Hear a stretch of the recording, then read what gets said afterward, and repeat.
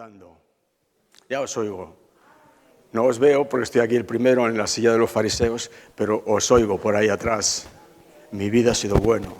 En nombre del Señor. Es verdad. Mira, todos dais testimonio cuando tenéis alguna cosa. Quiero deciros que quizá os resulte cargante, pero yo tengo que darle las gracias a Dios. Es que no es para menos. Estuve este miércoles pasado en Salamanca porque me tocaba revisión y Sole siempre entra conmigo. Cuando entramos a ver a la doctora, ella siempre entra conmigo. Y la doctora mira en la pantalla los resultados de la analítica que me han hecho en la mañana, los resultados de la extracción de médula que se hizo tres semanas atrás, en fin, ve allí los resultados de todo y ella me dice cómo van las cosas. Y este miércoles me comentó me dijo, Antonio, ha tenido usted, hemos hecho con usted un trasplante de médula de 10, ¿de qué digo de 10? De 12. Dice, de libro, ha sido algo extraordinario. Conforme está escrito en los libros, así ha salido, perfecto. Claro, la verdad es que me emocionó un poco, porque yo pienso, digo, esta doctora está corroborando lo que está aconteciendo, lo que el Señor está haciendo. Claro, es lógico, los médicos lo corroboran, ellos lo ven directamente con sus análisis, sus pruebas, están viendo y corroborando lo que está pasando ahí en el cuerpo.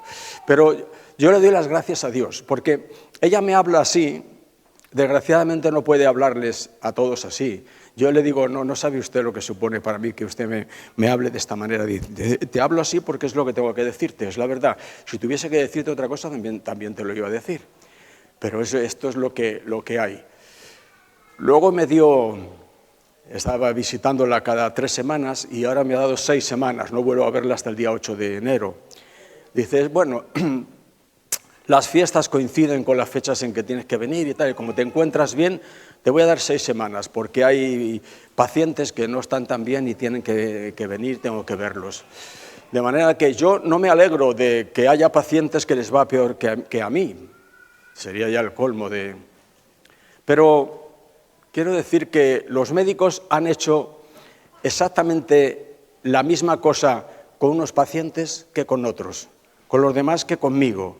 Pero yo, gracias a Dios, he dado un resultado de libro, como dice la doctora. Dice de 10, no, de 12, si es posible. Fantástico. Doy gracias al Señor por eso.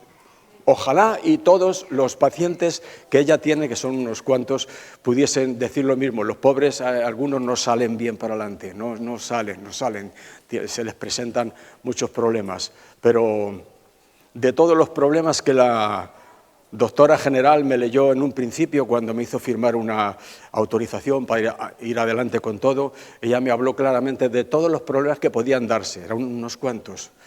Me dijo, esto puede salir bien, pero puede resistirse y si el cuerpo lo rechaza y con corticoides no se soluciona, puede ocasionar incluso la muerte. Quiere decir que no se mordió la lengua, me contó de todo.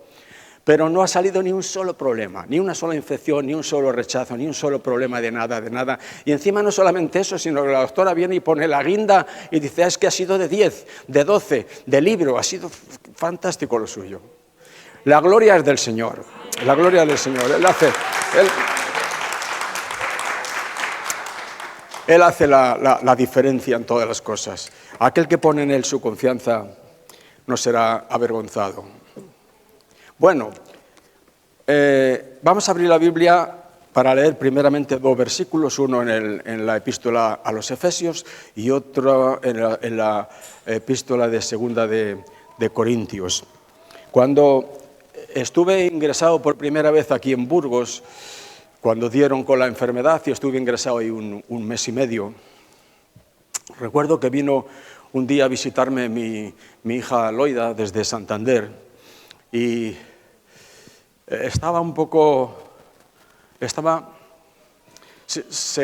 hay días que se pasan mal porque te aplican quimio y eso te produce fiebre y el pericarpio se inflamó, dolía, en fin, lo normal en estos casos. Y era un día en que estaba dolido contra Satanás, esa es la palabra.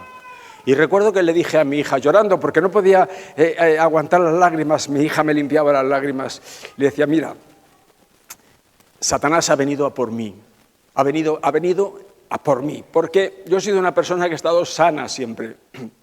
A veces he contado que iba al médico, nunca en mi vida había ido, pero mi esposa decía, tienes que ir, porque si sale algo es mejor que lo vea, y en fin, a veces colesterol o cosas que pueden surgir. Y me decidí a ir, tenía 60 años cuando fui al médico, y el médico me hizo pruebas y me dijo, ¿está usted bien de todo? ¿De todo? ¿De todo? Bueno, pues no me despedí, no volví a aparecer por allí en otros 4 años. Cuando volví a los 4 años, volvió a mirar y me dijo, está usted mejor que la última vez que vino, bien de todo. Y se me quedaba así mirando y me decía, es que está usted muy bien para la edad que tiene, ¿eh? Y yo decía, no se dormirá el que guarda a Israel. Bien, y yo digo, yo es que siempre he estado bien, los médicos me han dicho que he estado siempre tan sano, y de pronto ahora esto. Digo, este ha venido a por mí, ha venido a por mí. Pero yo recuerdo que le dije a mi hija, pero yo voy a salir de esta. Hermano mío, nunca tuve duda. Sufríamos un poco en el cuerpo las cuestiones de la quimio, los dolores, de los tratamientos y tal, pero en mi corazón Dios sabe que digo verdad, porque Él es el que me infundía esta confianza. Nunca tuve duda. Yo dije, yo saldré de esta y yo voy a ir a por Él. Luego me quedé pensando y dije, ¿y cómo voy yo a por este? He dicho esto muy pronto, pero ¿y cómo voy yo a por Él? Sí, pero luego me vino al pensamiento y dije, como la mejor forma es dedicar el resto de mi vida, ya que he tenido este trance, a proclamar las virtudes de aquel que nos sacó del reino de las tinieblas y nos ha trasladado al reino de la luz. Se lo comentaba esta mañana a Nelson. Esto es lo que tenemos que hacer, proclamar las virtudes de aquel, bendito sea su nombre. No charlas, amigo, de motivación. No, bendito sea el nombre del Señor. A veces se convierte esto en charlas de política, de asuntos sociales. No, estamos aquí para proclamar las virtudes de aquel que nos arrancó de la potestad de Satanás, nos compró con su sangre y nos trasladó al reino de la luz. Y le decía a Nelson esta mañana, esta es una buena forma de ir contra él. Ya que dije aquellas palabras un poco acelerado, yo voy a ir contra él. Sí, voy a ir contra él. A esto voy a dedicar el resto de mi vida, a ir contra él. Porque él, hay muchas formas de ir contra él. Él, entre otras muchas cosas que ya hemos analizado este tiempo de atrás, es un mentiroso. Es un mentiroso. Jesús dijo que era padre de mentira. Y que cuando habla mentira, de suyo habla, o sea, está como pez en el agua, es un mentiroso.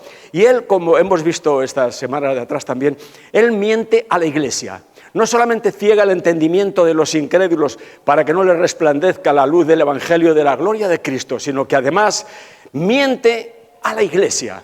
Siempre digo, el diablo asiste a la Iglesia, todos los domingos, fielmente, allí está, mintiendo a la Iglesia.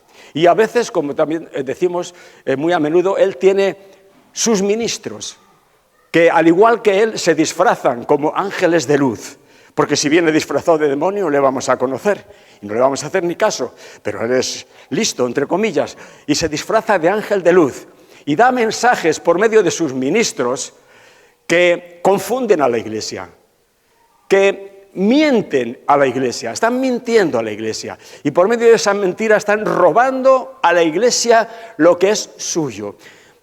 Tenemos un Señor, tú y yo, tenemos un Señor, como decía muy bien Dani, que descendió para dar su vida por ti y por mí. Esto a veces, de tanto repetirlo, se hace algo aguado, algo rutinario, pero esto es muy serio. El Verbo eterno, el Hijo de Dios, se encarnó en el vientre de María y cuando tenía, como dice Lucas, como 30 años, comenzó su ministerio y a los 33 fue llevado a una cruz. Muchos piensan que después de un mal juicio eso fue un asesinato y desde el punto de vista humano lo fue, pero eso además estaba establecido así por Dios el Padre. Estaba establecido así, que el Verbo se hiciese carne, viniese y muriese en lugar nuestro. Piensa eso, hermano, eso es serio, eso es profundo. En el lugar en que tú y yo teníamos que estar. Él, el que no cometió pecado, Él sin mancha, estuvo en tu lugar y en mi lugar, bendito sea su nombre. Es grande esto. Leemos en la carta de los Efesios, de Pablo a Efesios. Vamos a ver en esta mañana alguna cosa. Nos podemos repetir un poco con lo que venimos predicando las últimas semanas, pero bueno, tampoco se trata de hacer encaje de bolillos, sino de predicar el Evangelio sencillamente tal cual, porque eso tiene su efecto en los corazones de las personas. Efesios capítulo 2, el versículo 10, dice allí, porque somos hechura suya. ¿Sabes eso? Hechura, lo que significa. No sé si tú eres un manitas y haces alguna cosa de artesanía en casa. Ahora que hablo de encaje de bolillos, hay señoras que hacen muy bien esto. O hay allí con una especie de tapetes que antiguamente se ponía mucho encima de la televisión y luego encima un toro. ¿Quién ha hecho este tapete? La abuela lo ha hecho. Porque esto lo ha hecho la abuela, es hechura de la abuela. Hay gente que trabaja con la madera y hace una figura de un animal y lo coloca allí en la casa. Y la gente viene y dice, oh, qué bonito este ciervo. ¿Quién lo ha hecho? Lo ha hecho fulanito. Nosotros, dice aquí la palabra, que somos hechura de Dios. Somos hechura suya, creados en Cristo. Creados en Cristo Jesús para buenas obras, las cuales Dios preparó de antemano para que anduviésemos en ella. De manera que somos hechura de Dios, y dice aquí que somos creados en Cristo Jesús. Mira, nosotros ya, cada uno de nosotros habíamos nacido ya de padre y madre, pero después de eso, Dios nos ha creado en Cristo Jesús. Esto tiene su profundidad. Segunda de Corintios capítulo 5 lo aclara también bastante mejor, un poco atrás en la segunda de Corintios capítulo 5, versículo 17. Dice, a ver, estamos en Gálatas. Segunda de Corintios 5, 17.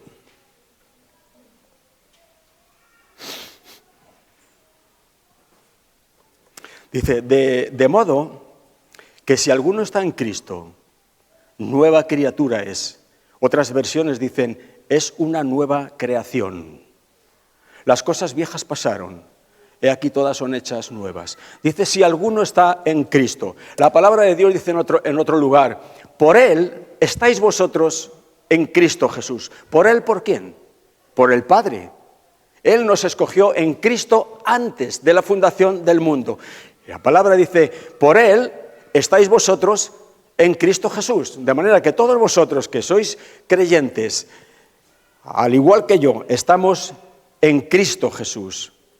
Y dice la palabra aquí que si alguno está en Cristo, todos nosotros, somos una nueva creación. Hemos leído en Efesios que Dios nos creó en Cristo.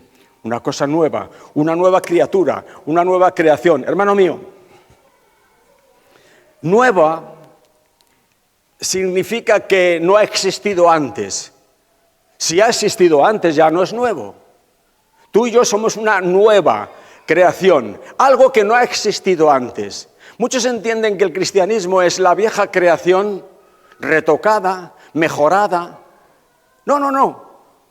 La nueva creación es algo nuevo, algo que Dios hace en Cristo, de una forma nueva, algo que antes no había sido nunca. Si alguno está en Cristo, es una nueva creación. Y dice a continuación, las cosas viejas pasaron.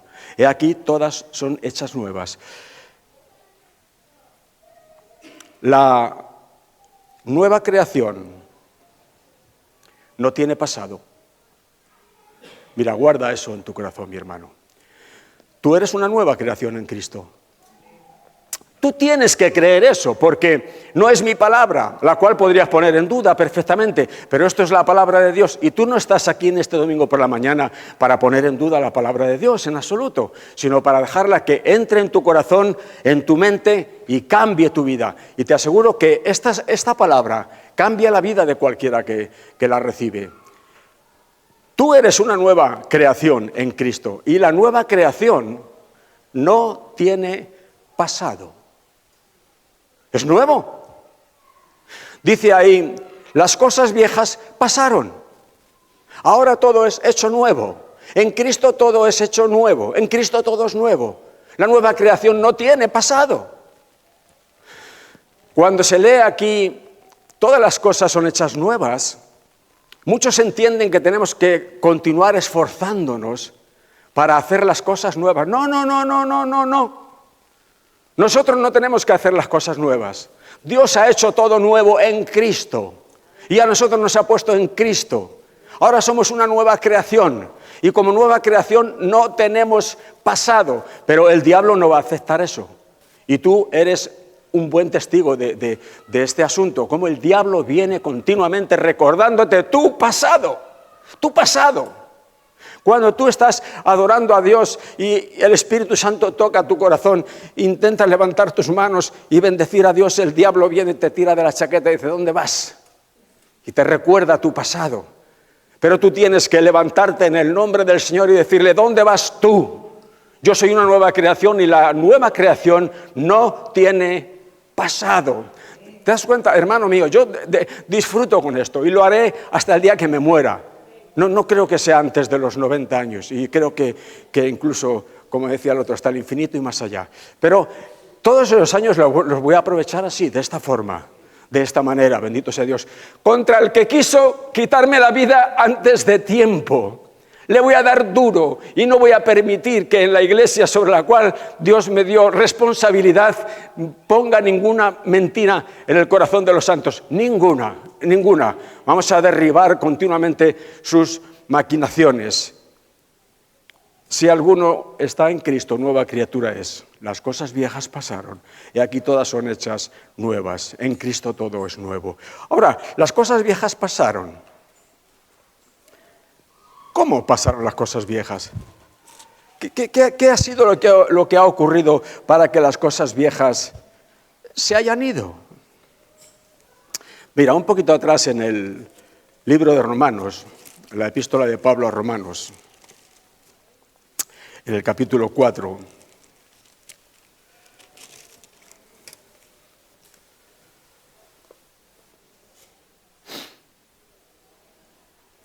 Romanos 4, versículo 25,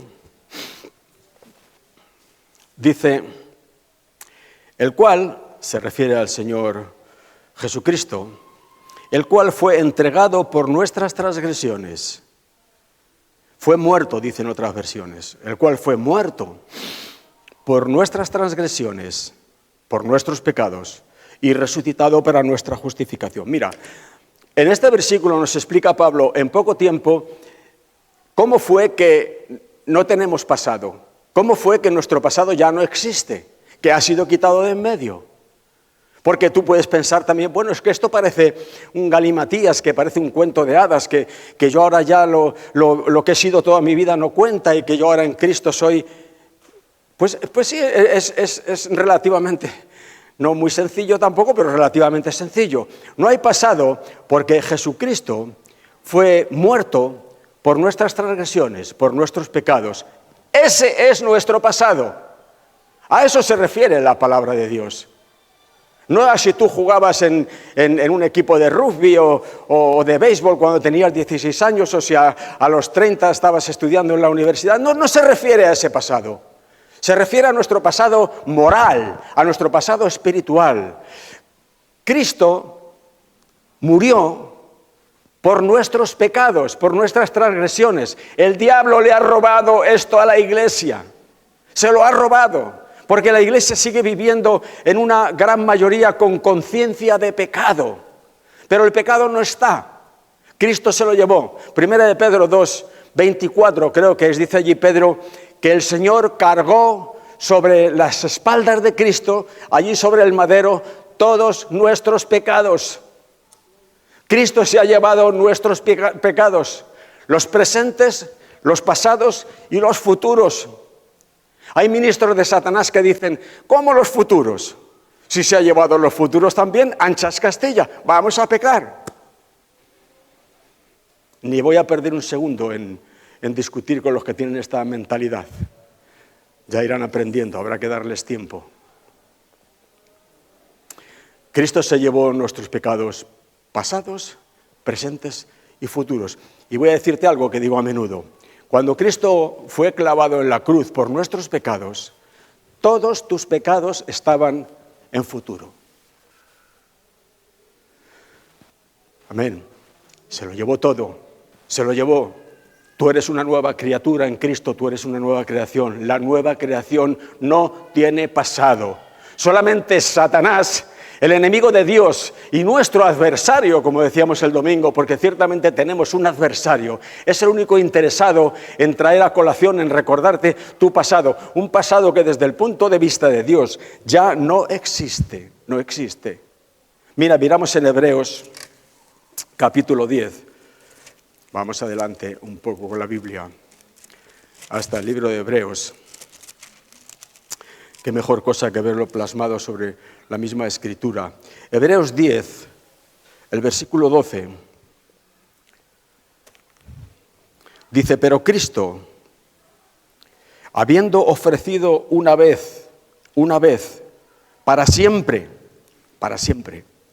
un solo sacrificio por los pecados, se ha sentado a la diestra de Dios. Esto lo está diciendo aquí el libro de Hebreos en medio de un contexto donde explica que los sacerdotes del Antiguo Testamento estaban continuamente ofreciendo sacrificios, continuamente. ¿Por qué? ¿Por qué ofrecían sacrificios continuamente? Porque la sangre de los carneros, de los machos cabríos, de las vacas, dice el libro de Hebreos, que no pueden quitar el pecado. Solo lo cubrían. Dios dio el sacrificio de animales para cubrir el pecado, para ir tirando, pero no lo quitaban. Y debido a que no tenían la potencia, la capacidad de quitar el pecado, los sacerdotes tenían que estar continuamente ofreciendo sacrificio de animales. Menuda labor el sacerdocio de entonces, ¿verdad? Y siempre con los corderos allí, la sangre, y venga, y otra vez, y otra vez. Pero dice aquí que Cristo, con un solo sacrificio, uno solo, bendito sea el nombre del Señor, hizo perfectos para siempre a los santificados. Dice aquí, habiendo ofrecido una sola vez para siempre un solo sacrificio por los pecados, un solo sacrificio por los pecados fue suficiente. Con ese sacrificio se llevó por delante todo. Y el 14, versículo 14 es donde dice, porque con una sola ofrenda hizo perfectos para siempre a los santificados. La ofrenda de Cristo, el sacrificio de Cristo, el derramamiento de su sangre, te ha hecho a ti y me ha hecho a mí perfectos para siempre. El diablo te ha robado esto, mi hermano, y tú lo sabes, te lo ha robado. Tiene ministros que te predican otra cosa y te engañan. Son ministros de Satanás disfrazados de ángeles de luz. Te ha robado esto. Te lo ha robado. Te dice, no, tú tienes que portarte bien todos los días y esforzarte y tienes que... No, la Biblia dice que Jesús, con un solo sacrificio, te ha hecho perfecto para siempre. Y punto. Y si tiene que toser el diablo, que tosa. Esta es la realidad. Y Él es un mentiroso. Bendito sea el nombre del Señor. Y nuestra labor no es otra que descubrirle, porque a la iglesia hay que darle lo que le corresponda. Pero lo que es suyo.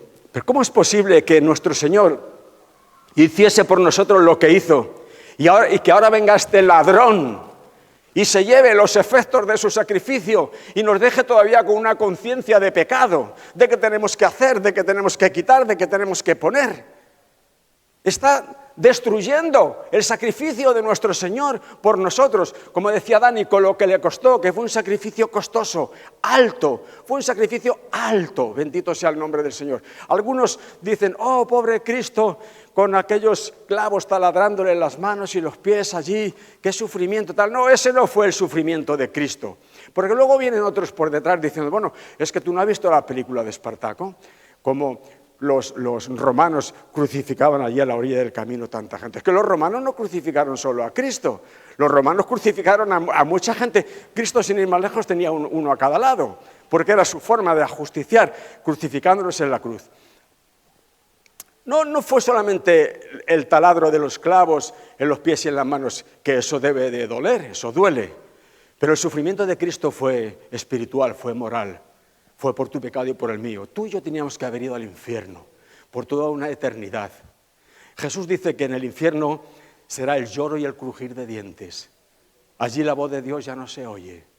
Tú puedes gritarle al oído a cualquiera que esté en el infierno, ¡Jesús!, y ya no lo oye. El nombre de Jesús allí ya no se oye. Aquel es un lugar de desesperación. Las tinieblas de afuera lo llamó Jesús. Allí tenías que haber estado tú y yo toda la eternidad. Y Jesús pagó por nosotros. Eso sí es un dolor fuerte, eso sí es dolor. Dolor hasta el punto de que casi da no sé qué cosa predicarlo, porque estamos predicando de cosas que desconocemos. Pero sí nos imaginamos que debió de ser un sufrimiento fortísimo. Con una sola ofrenda hizo perfectos para siempre a los santificados. Y el versículo 17 dice que el Señor dice que nunca más me acordaré de sus pecados y sus transgresiones. Esta es una de las consecuencias del nuevo pacto. Es el nuevo pacto que el Señor inauguró con su sangre.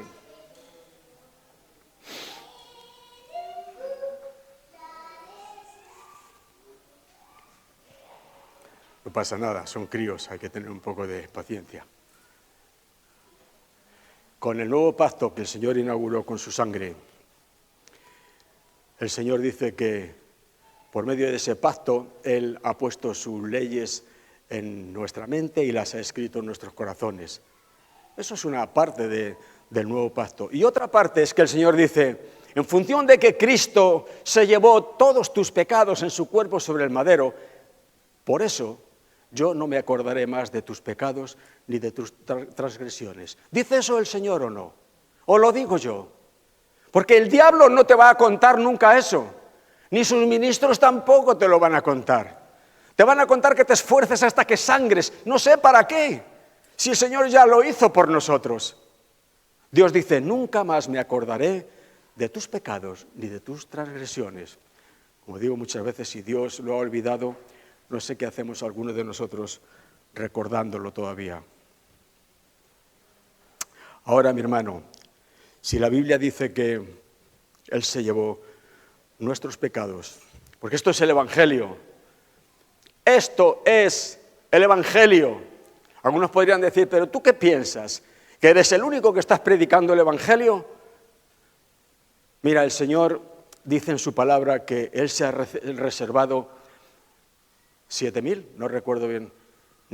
Nelson, ¿eran 7.000 o 12.000? Eran 7.000 creo, que no han doblado sus rodillas ante los Baales. Si el Señor dice que tiene 7.000 que no han doblado la rodilla, que tiene 7.000 que están predicando el Evangelio, si el Señor lo dice es que los tiene.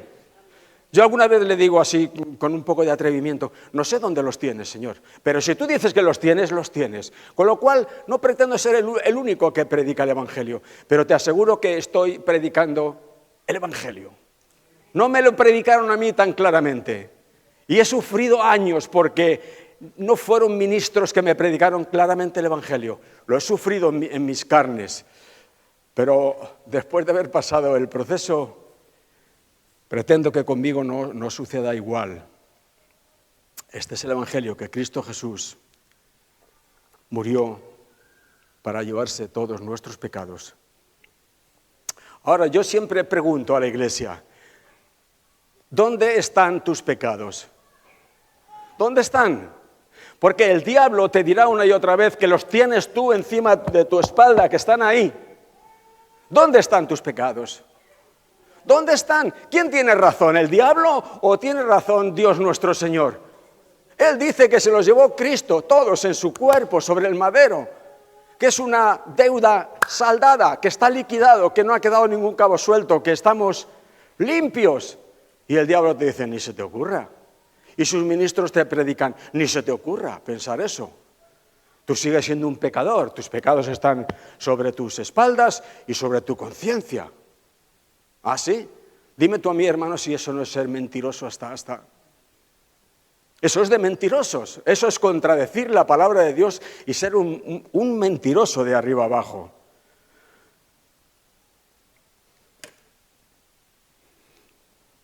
Tus pecados no están sobre tu espalda. Tus pecados no pueden estar sobre ti y al mismo tiempo sobre Cristo. No, Señor, no puede ser. No. Los pecados se los llevó el Señor Jesús, todos. No hay ninguno sobre ti. Si tienes conciencia de pecado, tienes conciencia de que aún están ahí, si te carga, es señal de que el diablo está actuando y te está engañando. Pero no hay nada, Él se los llevó todos.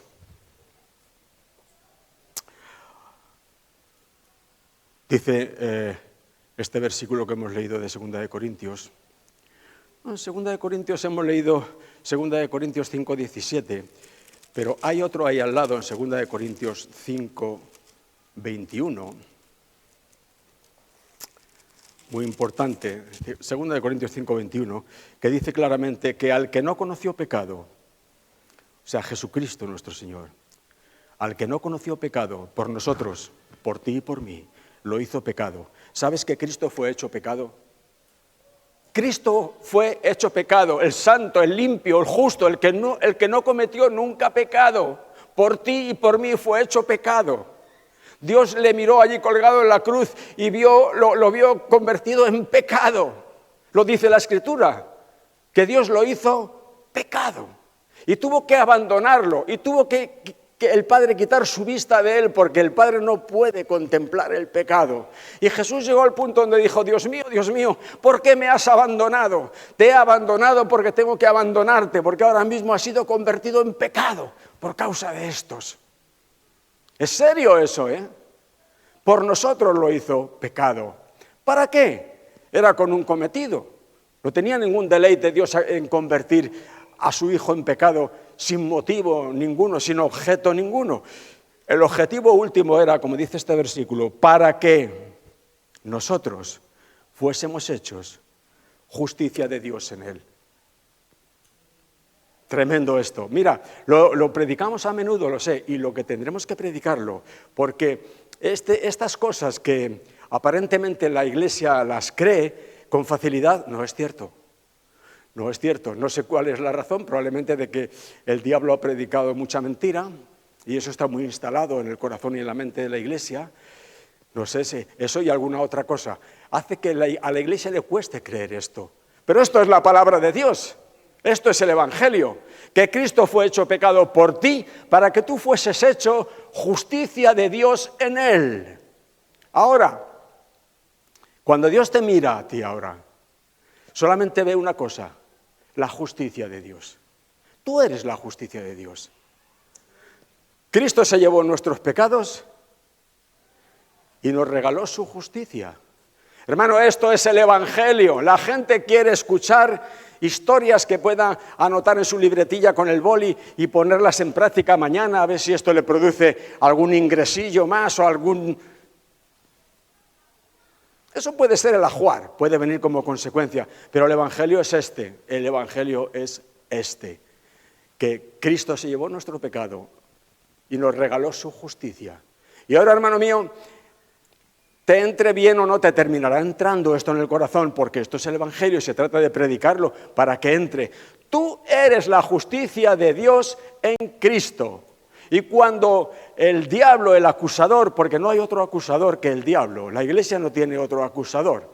Lo que pasa es que algunos son buenos colaboradores del diablo y le ayudan para acusarte y sacar trapos sucios, pero en realidad el acusador por excelencia es Él. Y Él viene delante del Padre y dice, como leíamos el martes en la reunión de oración en el libro de Job: ¿has considerado a mi siervo Job? Varón perfecto, varón temeroso de Dios. ¿Le has considerado? Le dijo Dios a Satanás. Esto Satanás se lo sigue preguntando a Dios, al revés. ¿Has considerado a tu hijo fulanito de tal, que va a la iglesia los domingos por la mañana y da palmas y levanta la mano y se la... ¿Has visto lo que ha hecho? ¿Has visto lo que ha cometido? Pero mira, esto lo hace el diablo continuamente. Fíjate si lo hace que hasta lo oyes tú. Pero la Biblia dice que tenemos un abogado defensor, por supuesto. El fiscal es otra cosa, el fiscal ya lo hace bien el diablo. Nosotros tenemos un abogado defensor, a Jesucristo el justo, que está sentado a la derecha del Padre, y que a cada acusación del diablo sobre nosotros Jesús dice, yo pagué por eso. No hay manera, hermano mío, de que el diablo pueda movernos, a menos que nosotros nos dejemos engañar y nos dejemos mover del lugar que nos corresponde, del lugar que Cristo compró con tanto dolor para con nosotros. No se lo permitamos, en el nombre del Señor. Aunque a nuestra mente le resulte de pronto difícil de encajarlo, pero recíbelo primero en tu espíritu, que eso será luego realidad en todo tu ser. Eres una nueva creación en Cristo. Él se llevó nuestros pecados y nos ha entregado su justicia. Ahora somos la justicia de Dios. Hay quien pretende ser agradable a Dios, fíjate todavía. Lo escuchamos en cánticos aquí gracias a Dios, no, porque Rebeca ha hecho una limpieza extraordinaria.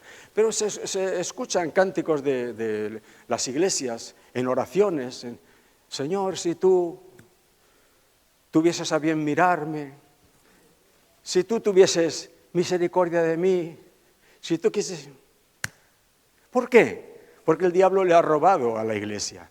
¿Cómo si tú tuvieses a Dios a bien mirarme? Yo he tenido a bien mirarte. Tú para mí ahora eres una persona acepta en el amado. Cuando yo te miro a ti, veo a Cristo. Tú eres una nueva creación en Cristo. La nueva creación no tiene pasado. Yo en Cristo te veo limpio, justo. ¿Qué es esto de hablarle a Dios de esta forma como si fuésemos miserables pecadores que venimos continuamente una y otra vez? Oh Señor, si tú me perdonarías, si tú... Es un juego religioso. Y si algo perdonadme la palabra, si algo le repugnaba a Cristo nuestro Señor, era la religiosidad. Él, como bien dijeron de él, con los pecadores come, con los pecadores y publicanos, se junta y come. Aquellos que iban por la calle, aquellos fariseos, y tenían un roce con un extranjero y corrían a su casa a lavarse 7 veces. Y Cristo se sentaba con los pecadores y los publicanos a comer. A Cristo no le iban a pillar por ahí, bendito sea su nombre. Él les dijo, vamos a ver, ¿quién tiene necesidad de médico? ¿Los sanos o los enfermos? Según vosotros, estos son los enfermos, los pecadores. Pues estos son los que tienen necesidad de médico. Por eso me siento con ellos. Vosotros sois tan limpios, tan justos. Ahora los puso a perder. Leí los últimos capítulos del Evangelio de Mateo. Les llamó de todo. Sepulcros blanqueados, que por fuera estáis muy pintaditos de cal, muy blanquitos, pero por dentro estáis llenos de huesos de muertos. Esto es religiosidad, esto es fariseísmo. Tratar de aparentar delante de Dios lo que no somos. Delante de Dios solamente somos algo en Cristo. Y fuera de Cristo somos... Quiero soltar palabras fuertes en la iglesia. Pues todavía hay gente que pretende presentarse agradable delante de Dios por medio de su propia justicia. De cumplir la ley de Dios. ¡Ah, la ley de Dios! Te sacan a relucir una y otra vez, la ley de Dios, es que hay que. Dice la palabra de Dios que si por medio de la ley fuese la justicia, ¿entiendes eso? Quiere decirse que si por medio de guardar la ley de Dios pudiésemos llegar a ser justos, entonces por demás murió Cristo. ¿Has leído eso? Creo que es de Gálatas. Creo que es de Gálatas. No estoy muy seguro si está en Gálatas o en Romanos, pero creo que esto es de Gálatas. Gálatas 2:21. Estamos en Corintios, pasamos un poquito adelante. No saben lo que están haciendo, realmente no saben lo que están haciendo los que aún se apoyan en la ley de Dios y tratan de guardarla pensando que ese es el mejor camino y que van más derechos que nadie. No saben lo que están cometiendo. Gálatas, yo tenía un libro aquí que se llamaba Gálatas, por aquí está. Gálatas capítulo 2, el versículo 21, sí.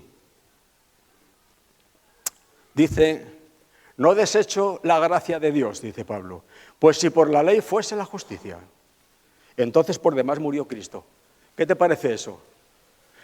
Los que están tratando de justificarse delante de Dios por medio de guardar la ley, están negando a Cristo.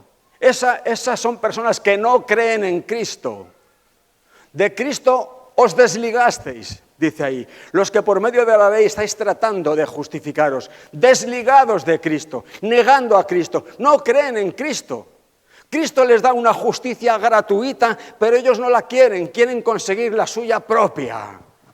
Elevar el ego a la cuarta potencia, yo, mí, mío.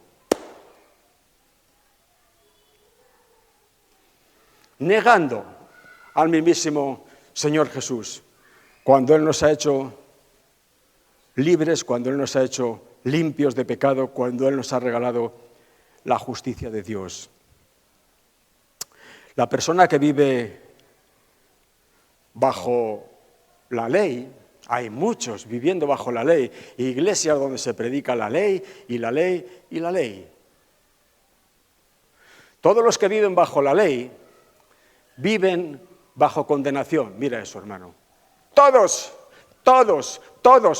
me da igual si ponen una sonrisa de ganador de un Oscar, me da exactamente igual. Yo sé que tú en tu corazón, porque yo he pasado por ahí, estás bajo condenación. Todo aquel que trata de justificarse delante de Dios por medio de la ley, tiene allí dentro un sentido de culpa y de condenación continuo. ¿Por qué? Porque nadie puede cumplir la ley. Nadie, absolutamente nadie. Nadie. Dios no dio la ley para cumplirla y así salvarse. Dios dio la ley para que tuviésemos conocimiento de nuestro pecado.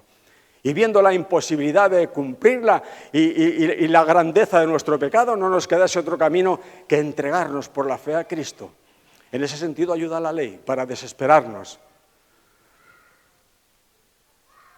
No acaba de ser la Iglesia libre por culpa de este mentiroso y tramposo que continuamente engaña a la Iglesia.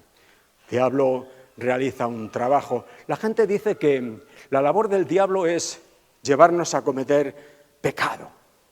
Su labor es inducirte, tentarte para que tú peques. No, mira, eso es una tontería. El diablo no necesita que tú peques ni una sola vez más. Con todo lo que has pecado, él tiene suficiente para llevarte al infierno 1.000.000 de veces. No, esa no es su labor. Esa no es su labor. Su labor es mentirnos para que no creamos que Cristo pagó por nuestros pecados y que ahora somos la justicia de Dios. Si consigue robarnos eso, Él no se entretiene en cosas pequeñas. A ver si le hago al hermano, le tiento para que mienta. Pequeñeces para el diablo. Él se lleva la guinda de la tarta. Él va allí donde verdaderamente hay tajada que coger. Engañarte. Para que tú no creas que eres la justicia de Dios en Cristo y que no hay ningún pecado que Dios te impute, porque estás en Cristo. ¿Quién puede imputarle un solo pecado a Cristo? Nadie. Tú estás en Él. Bendito sea el nombre del Señor. Lo siento, pero esto es el Evangelio. Se podría pensar, qué soberbiete ¿no? Parece que es que solamente Él predica el Evangelio. Se pone aquí así, muy gallito. Hermano mío, esto es el Evangelio. Esto es el Evangelio. Esta iglesia se llenará a rebosar y tendremos que marchar a otro lugar. Será así, sin duda. El Señor tiene en su mano los tiempos y las sazones y así será. Pero aunque hubiese una bendita merma y nos quedásemos la mitad de los que estamos, bendito sea el nombre del Señor, eso sería también un triunfo grande, siempre y cuando los que se quedan entiendan este Evangelio, porque los demás se marcharán con una mentira del diablo que los pondrá en un lugar dudoso para la eternidad. Es tan serio predicar esto. Se trata de las almas de las personas, no se trata de llenar la iglesia a cualquier precio para hacernos famosos en las redes o que haya mucho diezmo y mucho ingreso, no se trata de predicar el Evangelio. Yo como perito arquitecto, dice Pablo, puse el fundamento, no hay otro fundamento que Jesucristo. Ahora, cada uno mire cómo sobreedifica sobre ese fundamento. Porque el que sobreedifique con madera, heno u hojarasca, la obra de cada uno será probada por el fuego. Y si se ha edificado con materiales malos, se quemarán. Pero si se ha edificado con oro, plata o piedras preciosas, eso permanecerá. Y te aseguro, por muy engañoso que sea el mundo y por muy engañoso que sea Satanás, que no habrá nada tan dulce como oír la voz de nuestro Señor que te dice: ven, buen siervo y fiel, entra en el gozo de tu Señor.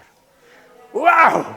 ¿Cuántos darían todo lo que tienen por oír eso de la boca del Señor? Estamos a tiempo ahora, bendito sea el nombre del Señor, defendiendo y predicando este evangelio. Hermano mío, somos personas libres, somos libres en Cristo. A veces cuento un cuento es que me parece como muy descriptivo y me parece que viene muy a cuento, de los viajes que se hacen en África. Los que sois de allí conoceréis un poco eso de primera mano. Al menos en tiempo se hacía, no sé si esto ha cambiado mucho ahora, pero en África se hacen viajes en tren larguísimos. También es cierto que África es enorme. Coges el tren y vas a cierto lugar y te puedes tirar días en el tren. Y allí ves gente, a veces, bueno, me imagino que ahora quizá ya no, pero a veces se veía a la gente hasta encima de los vagones, con sus maletas, allí todos los trenes atestados de personas. Había uno que llevaba una gallina. Le había atado las patas bien ataditas con un cordón y llevaba su gallina en el tren. Bueno, esto se hacía aquí en España, no hace muchos años también, Viajábamos en el tren con una docena de huevos atados con una cuerda, ¿verdad? Sobre tal, había quien viajaba con un pollo. Después de 2 o 3 o 4 días de viaje en tren, cuando se llegaba a destino, esta persona sacaba su navaja, cortaba las ataduras que ataban a la gallina y la soltaba. Y la gallina seguía allí en el suelo así, en esta postura, con las patas así juntas y sin moverse. Porque ella aquí aún creía que estaba atada, pero ya no lo estaba. Había sido liberada, pero tanto tiempo con este pensamiento seguía allí en el suelo con las patas así juntas. Y tenía que ir este buen hombre y darle una patadita para que se entere de que está libre. Hermano mío, muchos creyentes necesitan una patadita en el trasero, perdonadme, para que se enteren de que son libres, que son libres, que son libres. Bendito sea el nombre del Señor. Somos libres, Cristo ha cortado nuestras ataduras, ha pagado muy caro nuestra libertad. Ahora somos libres. Va a dar la hora, pero solamente un punto voy a tocar antes de dejarlo, porque probablemente esté en la mente de más de uno de nosotros. La conducta. Alguno estará pensando en la conducta. Pues si hablamos así de la ley y hablamos de esta justicia gratuita que se nos da por medio de Cristo, como Él se ha llevado nuestros pecados, y uno puede decir, bueno, y en cuanto a la conducta, porque esto es muy bonito, pero yo sé de gente que está sentada en la iglesia que se conduce así y que se conduce así, y no sé si esto que tú estás predicando les beneficia mucho o les está afirmando en su mala manera de actuar. Yo no estoy a favor de las personas que están actuando mal contra su esposa o contra su esposo, o que beben más de la cuenta, o que mienten más de la cuenta, o que roban más de la cuenta, o así podríamos continuar, etcétera, etcétera. No estoy a favor de eso. Ni estoy diciendo estas cosas como para justificar esa postura y decir no pasa nada. Lo que estoy diciendo es lo que Jesús decía. La conducta. Mira, el remedio para la conducta es la ley. Hay que predicar la ley. No matarás, no mentirás, no robarás, etcétera, etcétera. Que lo sepan bien. No. La ley no te da el remedio para salir de la bebida, ni para salir de esa costumbre que tienes de mentir, ni de tratar mal a tu esposa. No.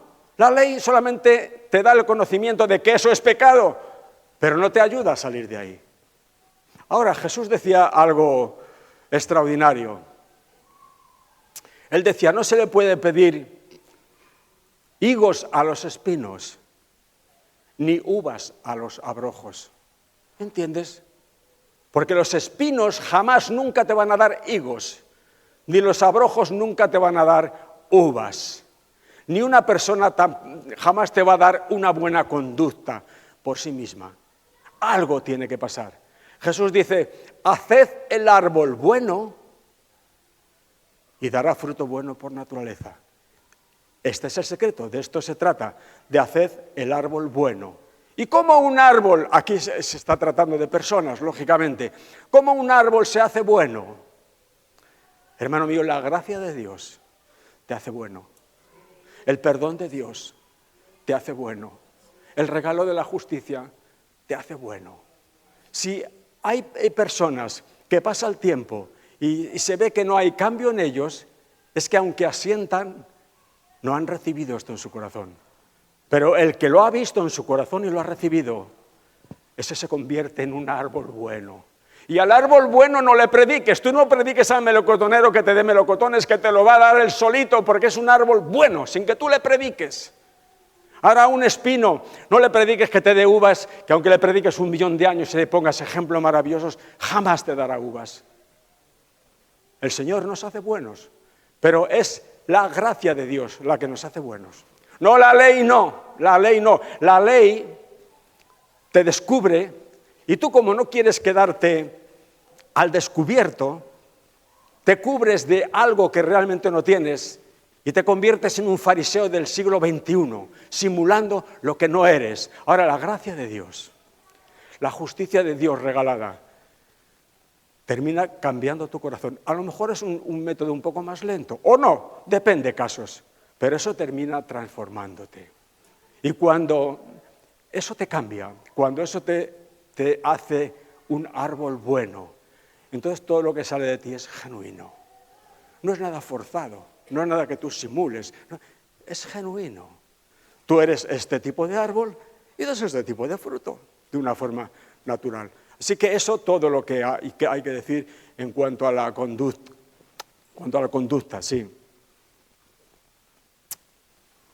Bendito sea el nombre del Señor. Estas verdades son verdades como puños, se han convertido en algo semejante a un delirio para la Iglesia. Se oyen estas verdades y acostumbrados a tanta cosa tan rara, dices, este hombre que está predicando. Esto es como cuando tienes fiebre y deliras. No sé si te habrá pasado, pero a mí cuando tengo un poco de fiebre veo unas cosas de raras. El otro día me pusieron una vacuna, me hizo reacción y tuve un poco de fiebre por la noche y soñaba allí que estaba como encasillado. No podía romper esto ni salir. Unas alucinaciones. Esta palabra, que no es otra cosa que el Evangelio, para la Iglesia, no sé si la mayoría, una gran parte de la Iglesia, es como una alucinación producida por la fiebre. Pero ¿hasta dónde el diablo se ha metido y lo ha...? Cuando te marches a casa y tengas algún ratito por ahí, solo en algún rincón, dale gracias al Señor. Dale gracias, bendito sea el nombre del Señor. ¿Cuántas gracias le damos aquí durante el tiempo de alabanza y de adoración? Pensando en estas cosas. Dani y Rebeca, con estas lecturas que meten entre medio, nos ayudan a reconocer en lo profundo de nuestro corazón. Le demos gracias, Señor. Este himno que cantábamos, esta es mi historia y es mi canción. Vivo alabando a mi Señor. Y yo lo pensaba, digo, es que esta es mi historia, esta es mi canción, esta es mi vida. Yo vivo alabando a mi Señor por lo que Él ha hecho por mí. No sé cómo la gente me mirará, en lo natural tienen motivos para mirarme mal, muchos. Pero mira, yo digo una cosa, la nueva creación no tiene pasado. Cristo, Dios, que es el que me interesa como me mira en Cristo y me ve con la justicia de Cristo. Y eso produce en mi corazón tal agradecimiento, tal agradecimiento, que no quiero otra cosa que escuchar su voz, ver por dónde me guía, servirle y sobre todo, como hemos empezado diciendo, proclamar las virtudes de aquel que nos ha sacado de la potestad de las tinieblas y nos ha trasladado al reino de la luz. Bendito sea su nombre para siempre, bendito sea, sí Señor. Muy bien, mi hermano, vamos a ponernos en pie, damos gracias al Señor y despedimos esta reunión y el Espíritu Santo hará el resto.